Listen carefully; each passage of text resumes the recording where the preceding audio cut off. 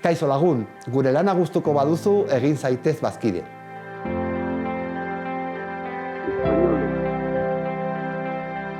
Franco, Hamlet.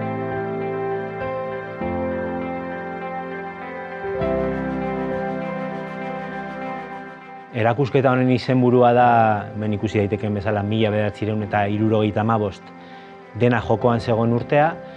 Bukatzen ari da 2025 urtea eta urte borobila da, hain zuzen 50 urte betetzen direlako, gure herriaren etorkizuna baldintzatuko zuten gertaera funtsezko batzuk gertatu zirenetik.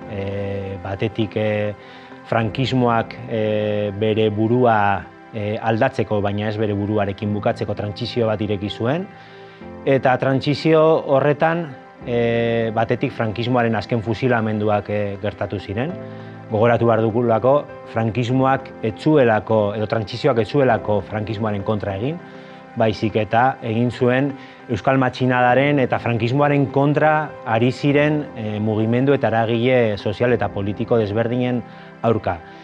Zentzu horretan, aipatu duan bezala, txiketa eta egirenak dira frankismoaren azken fusilamendu horiek, horren 50. urte horrena betetzen dugu gaur, eta hain zuzen horregatik uste dugu importantea dela halako erakusketa bat egitea. Memoriarako eskubidea aldarrikatu nahi dugu erakusketa honekin.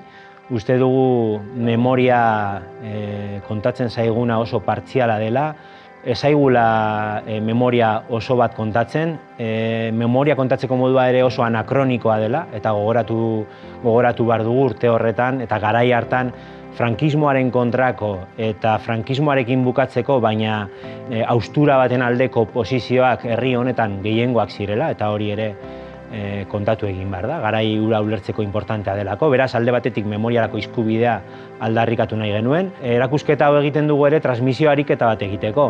Gazte belaunaldiak gero eta gehiago, urteak aurrera junala urruntzen ari dira garai horietatik.